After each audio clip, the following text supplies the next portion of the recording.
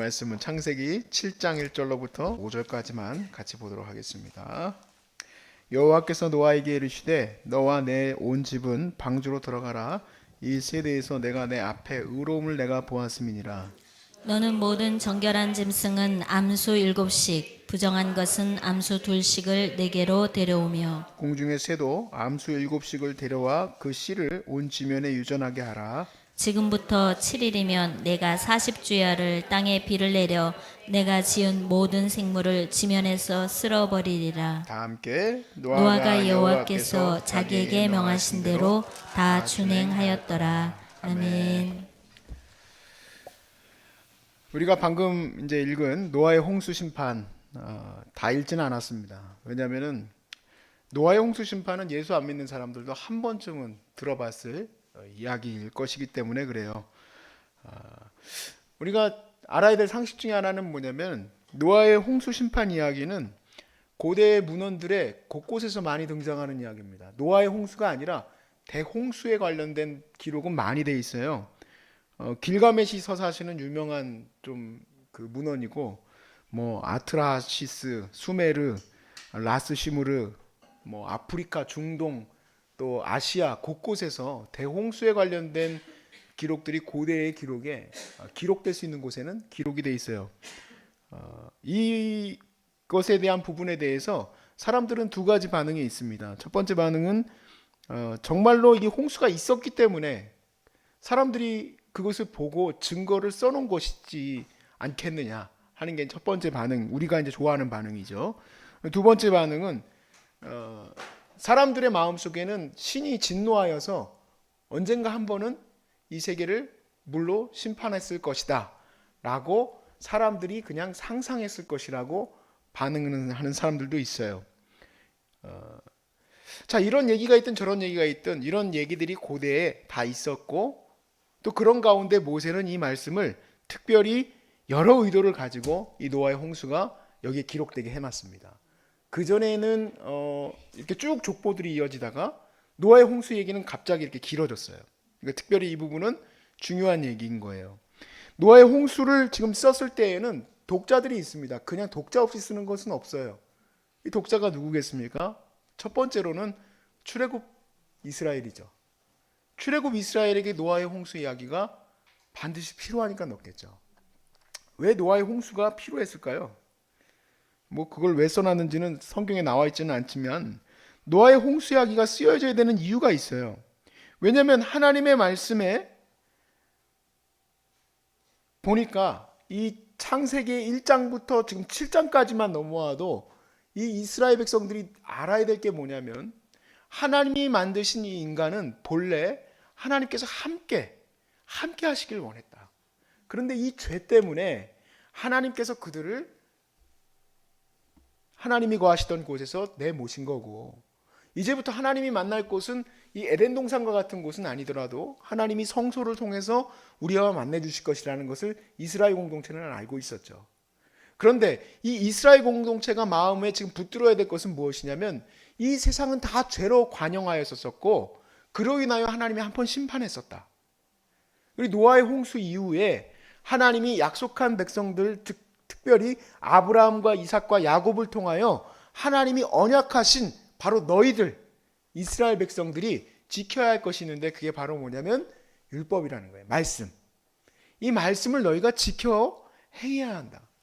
하나님 말씀을 굳건히 세워야 한다. 그러면 너희가 복을 받으실 것이고, 너희가 하나님 말씀을 지키지 않으면 진노를 받을 것인데, 그럼 진노하면 딱 뭐가 떠오르겠습니까? 노아의 홍수가 떠오르는 거죠. 그리고 이 노아의 홍수를 통해서 하나님의 심판이 이스라엘 백성에게도 나타나게 될 것이다. 이건 예언이죠.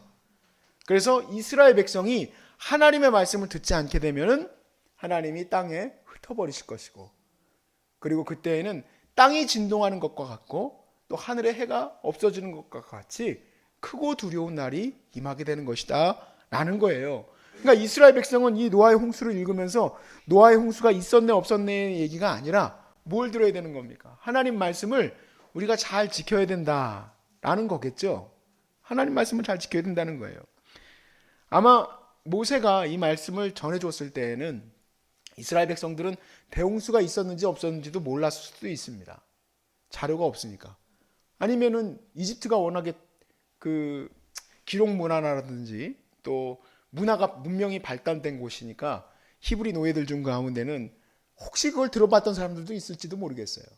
근데 핵심은 이 과거에 있었던 이 대홍수가 이 이스라엘 백성들에게 무엇을 얘기하려고 하느냐 얘기예요. 그것은 그들이 하나님 말씀 앞에 서야만 한다.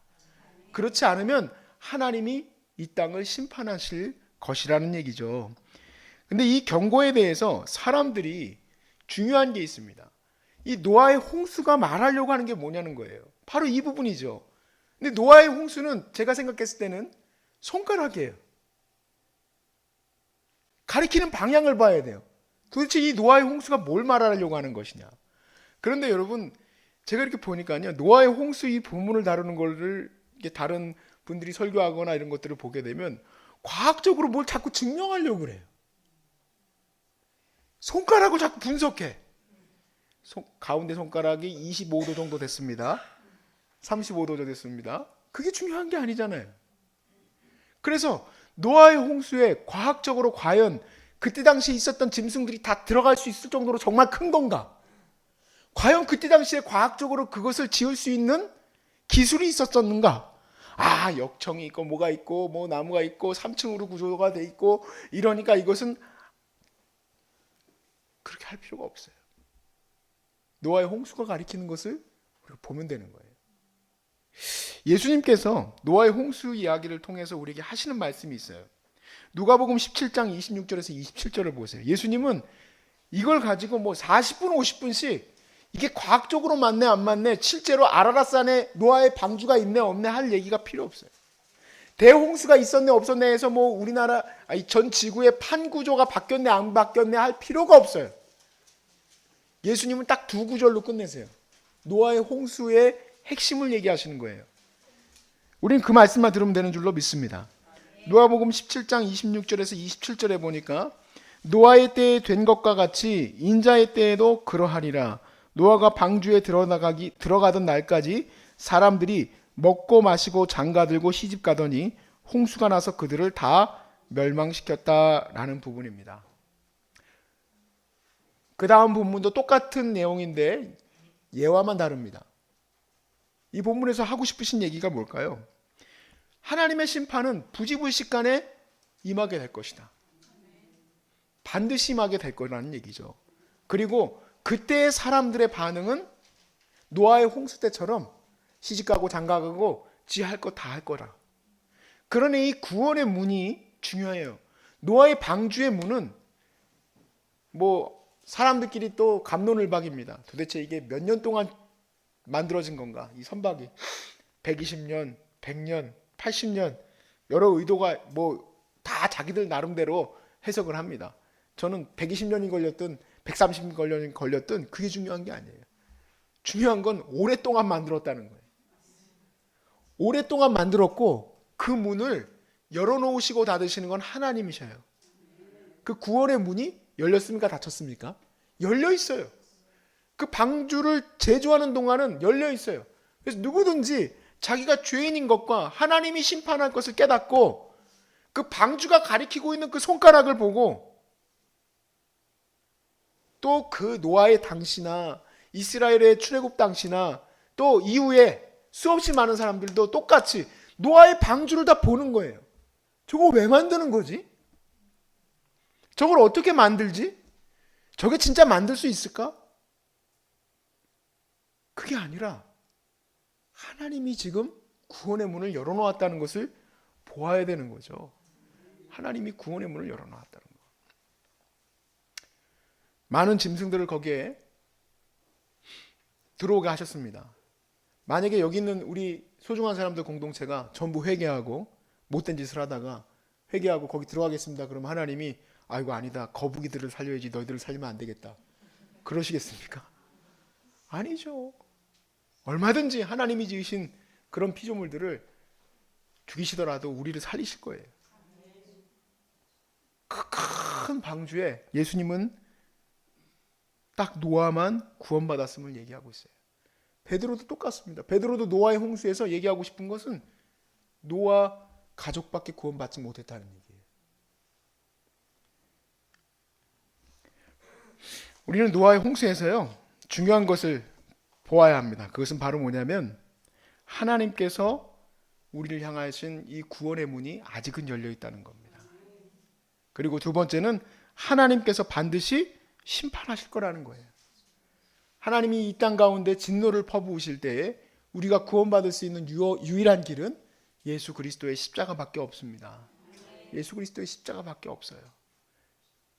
노아의 홍수에서 우리가 얻을 수 있는 교훈은 그거밖에 없어요. 십자가의 은혜. 십자가의 은혜. 내가 지은 것도 아니고 내가 만든 것도 아니에요. 그러나 내 주 예수께서 십자가에서 죽으신 그 죽음의 은혜를 내가 입으면 나도 이 마지막 때에 구원을 얻는 줄로 믿습니다. 여러분, 홍수 이야기에서는요, 손가락이 중요한 게 아니에요. 손가락이 무엇을 가리키는가? 우리에게 구원받으라는 은혜인 줄로 믿습니다. 여러분, 사랑하는 여러분, 여러분의 가족들도 구원받을 수 있도록 여러분이 쓰임받기를 바랍니다. 또 그리고 여러분 모든 여러분과 만나는 자들, 여러분과 함께하는 또 많은 환우들, 그들이 다 구원받게 되기를 주의 이름으로 축복합니다.